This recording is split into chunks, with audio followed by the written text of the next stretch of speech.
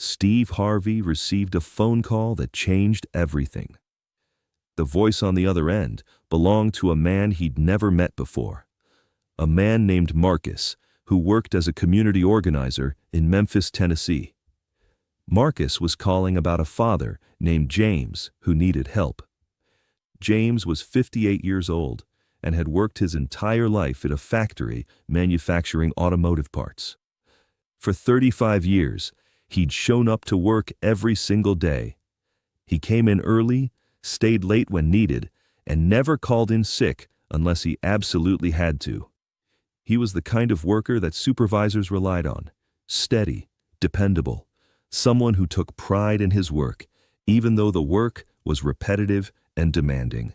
James had 3 adult children, Maria, Thomas, and David, and 5 grandchildren who called him Grandpa and followed him around whenever he visited.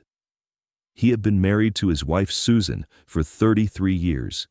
They'd built a modest life together. They owned a small house that they were still paying off. They had medical insurance through James's job, but it was a basic plan with high deductibles. Over the past 2 years, James had started experiencing chest pain. He ignored it at first, the way men of his generation did. He thought it was indigestion. He thought it was stress. He didn't go to the doctor. But the pain got worse. It got more frequent. One day at work, he had to sit down because the pain was so severe. His supervisor noticed and made him go to the emergency room. At the hospital, they discovered that James had significant heart disease. His arteries were severely clogged. His heart muscle was weakening. The cardiologist explained to James and Susan that without intervention, James would likely have a massive heart attack within the next 6 to 12 months. The only way to prevent that was open heart surgery, bypass surgery specifically, to create new pathways for blood to reach his heart. But James didn't have $15,000. $15,000 might as well have been $1 million to a factory worker living paycheck to paycheck. He had a mortgage. He had car payments. He had medical insurance premiums that came out of every paycheck. He had lived a modest life, not extravagantly, but he'd never been able to save significant amounts. James and Susan tried everything they could think of. They applied for hospital payment plans and were offered an interest-bearing plan that would turn $15,000 into nearly $30,000 over time. Impossible. They reached out to local nonprofit organizations that helped with medical costs, and they were put on waiting lists that wouldn't clear for 6 months, longer than James had. They asked their adult children for help, but Maria was a single mother of 2, Thomas was dealing with job loss, and David had just bought a house. They loved their father, but they didn't have $15,000 either. James went into a state of depression. He was facing his mortality in the most concrete way, not as an abstract idea, but as a financial fact. He started planning his affairs. He wrote letters to his grandchildren to be opened after he died. He talked to Susan about life insurance and pension arrangements. He was preparing for death because he didn't see another option. "I'm going to die," James told Susan one night, "and I'm at peace with it.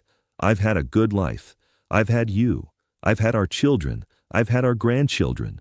I've worked hard and I've lived honestly. When the time comes, I'm ready." But Susan wasn't ready to let him go. She refused to accept that her husband was going to die because of money. She started reaching out to everyone she could think of: community organizations, churches, politicians. Someone finally connected her with Marcus, the community organizer. That's when Marcus heard about him. Marcus worked with vulnerable populations, elderly people, people in poverty, people who fell through the cracks of the system. Marcus heard about James's situation and started making phone calls. He called hospitals, he called nonprofits, he called charities, and nothing was working fast enough. In desperation, Marcus reached out to Steve Harvey. Marcus had no connection to Steve. He didn't know anyone who knew Steve.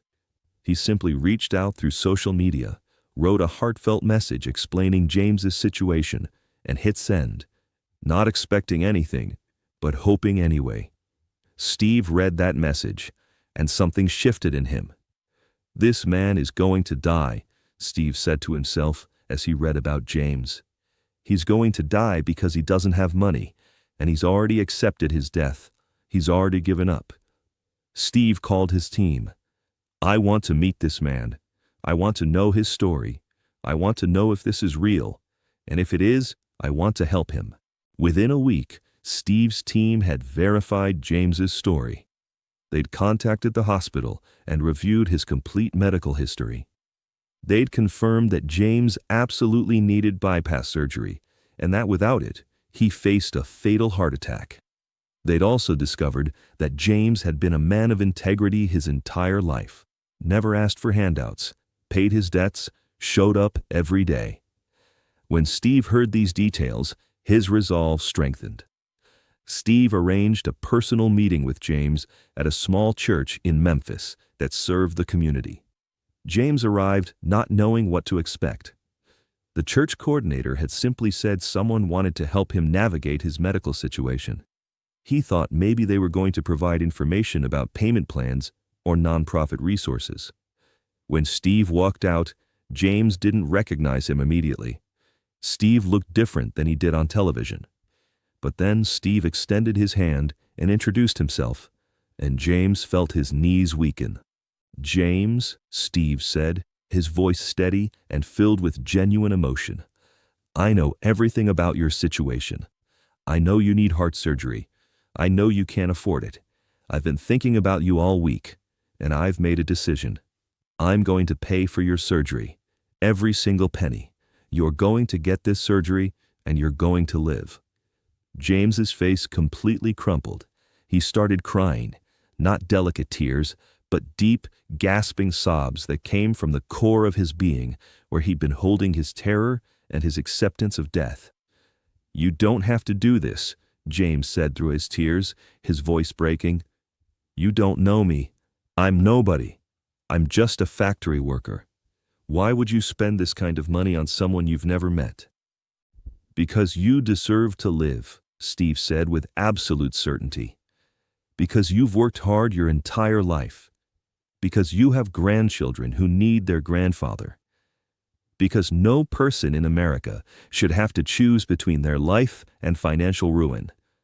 That's not a choice anyone should have to make. That's not right. And I have the power to help you, so I'm going to."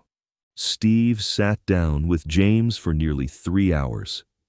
They talked about James's life, his work at the factory, the satisfaction he got from manufacturing quality parts, the pride he felt in his work despite its repetitive nature. They talked about Susan and their marriage, and the kind of husband and father he'd been. They talked about his grandchildren, their names, their ages, what each one was like. Steve asked about James's greatest joy and his deepest fear. And Steve listened with complete attention, not as a celebrity gathering material for a story, but as a human being present for another human being's struggle. "I'm going to do something," Steve said near the end of their meeting. "I'm going to pay for your surgery, complete payment, the full amount. And I'm going to make sure you have support for your recovery. But I want you to promise me something. I want you to promise that once you're healthy, once you've recovered, that you'll help someone else, that you'll look for someone else who's struggling the way you've struggled, and you'll help them. Can you do that?" "Yes," James said. "Yes, I can absolutely do that." Steve arranged everything. He coordinated with the hospital. He paid the $15,000 directly. He made arrangements for James to have access to rehabilitation services after the surgery. He provided meal support for James's family while he recovered. And he made sure James knew that someone cared. The surgery was scheduled for 6 weeks later. During those 6 weeks, James had time to prepare both physically and emotionally. He went through pre-surgery testing. He attended cardiac rehabilitation classes to strengthen his heart before the procedure.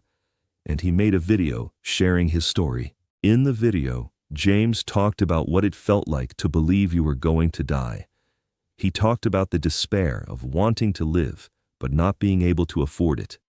He talked about the moment when Steve arrived and changed everything. He talked about feeling seen and valued in a way he'd never experienced before. "I was ready to die," James said in the video, tears streaming down his weathered face. "I'd made my peace with it. I was going to come home and spend time with Susan and my children and my grandchildren. And then I was going to go. I was preparing for the end. And then Steve Harvey came, and he told me I mattered, that I deserved to live, that my life was valuable enough to invest in. And he didn't just say it. He backed it up with action. He paid for my surgery. The video was posted online by Marcus. It went viral immediately. Within hours, it had been viewed hundreds of thousands of times. Within a day, millions of times. The comments section filled with people sharing their own medical crisis stories. People saying they were crying. People saying they felt hope. People sharing the video with messages about human kindness and what really matters in life. James's surgery was performed by one of the top cardiac surgeons in the region. The surgeon came out after 7 hours and told the family that the surgery had been completely successful. James's 4 blocked arteries had been bypassed.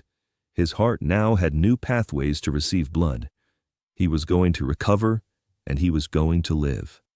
During his 3 weeks in the hospital and 6 weeks of home recovery, Steve visited James multiple times. Steve brought his family one time. They sat in James's living room and talked about life and gratitude and second chances. Steve's children got to meet James's grandchildren. There was a moment of pure human connection. Children and grandchildren playing together, while Steve and James talked about what it meant to be given a second chance. 6 months after his surgery, James was fully recovered. He returned to work. He was healthier than he'd been in years. And he started volunteering with Marcus's organization, helping identify other people in medical crisis who needed assistance. But the impact of Steve's gesture extended far beyond James. The viral video sparked a national conversation about medical debt and healthcare access. People started organizing fundraisers for people in medical crisis. GoFundMe campaigns for surgery costs started receiving support at unprecedented levels. Insurance companies faced public pressure to reconsider their denials. Steve created a medical access fund specifically designed to help people who fell through the cracks. People who needed surgeries or treatments that were medically necessary but financially impossible. The fund didn't just help with payments, it helped with the whole system. It provided financial navigators to help people understand their options. It provided patient advocates who could appeal insurance denials. It provided support for families during recovery. In the first year, the fund helped over 300 people access necessary medical care. In the second year, that number doubled. By the 5th year, the fund had helped thousands of people who would have died, who would have chosen death over debt if they hadn't had someone fighting for them. James became an ambassador for the fund. He traveled around the country telling his story. He sat in hospitals, talking to people who were facing the decision he'd faced, surgery or death. And he told them that there was hope, that people cared, that help existed. Years after his surgery, James published a memoir about his experience. In the book, he talked about the moment when Steve Harvey arrived at that church and told him his life mattered. He talked about the emotional weight of believing you were going to die and then suddenly being given a second chance. "Steve Harvey didn't just save my life," James wrote. "He reminded me that I had value. He showed me that someone cared. He proved that compassion wasn't just something people talked about. It was something that could be acted upon. And now I spend my life trying to do the same for other people." The original video of Steve meeting James became one of the most viewed videos on Steve's social media. It surpassed comedy clips. It surpassed interviews with celebrities. It surpassed everything because it captured something raw and real. The moment when a man facing death was given life back. Medical schools started using the story as a teaching moment about the social determinants of health. Healthcare policy experts pointed to Steve's intervention as an example of what compassionate healthcare could look like, not just treating disease, but addressing the barriers to treatment. 10 years after the surgery, Steve and James did a follow-up video. James was 68 years old. He was healthy. He had more grandchildren. He was still volunteering. He was still helping people navigate medical crises, and he was still grateful. "I almost died," James said in the video. "Not from my heart disease, from the inability to pay for treatment. I almost died because I was poor, and one person decided that my life was worth saving. That changed everything." The follow-up video went even more viral than the original. People cried watching it. People shared it with the message, "This is what real change looks like." People started their own initiatives to help others facing medical debt. Steve's Medical Access Fund expanded nationally. It became a model that other organizations replicated. Congress members cited the fund's success when advocating for healthcare policy changes. The fund became a symbol of what was possible when someone with resources and platform chose to use those resources to help people who had nothing. Years later, when asked why he decided to help James, Steve gave a simple answer. "Because he asked. Someone asked on his behalf, and I had the power to say yes. What else was I supposed to do? How could I not help?" But the impact of those words, that simple willingness to help, changed thousands of lives. Because every person James helped through the fund told their own story. And every person they helped told theirs. And the ripple effect of Steve's compassion continued outward, touching more and more people. James spent his final years still healthy, still volunteering, still helping others navigate medical crisis. When he died at 82, his obituary mentioned his medical advocacy work. His obituary talked about how he dedicated the second half of his life, the half Steve had given him, to helping others get access to life-saving treatment. The funeral was standing room only. There were people James had helped. There were people who'd been helped by people James helped. There was Steve Harvey. There were thousands of people whose lives had been touched by the chain reaction that started when one man decided to help a father get heart surgery. This is the power of saying yes. This is what happens when someone with resources and platform chooses to help someone who has nothing. This is the story of one man named James, who was given a second chance at life. And this is how that second chance became a movement that gave thousands of people a second chance as well. This is what real compassion looks like. This is what real change looks like. This is the power of one person deciding that another person's life matters enough to do something about it.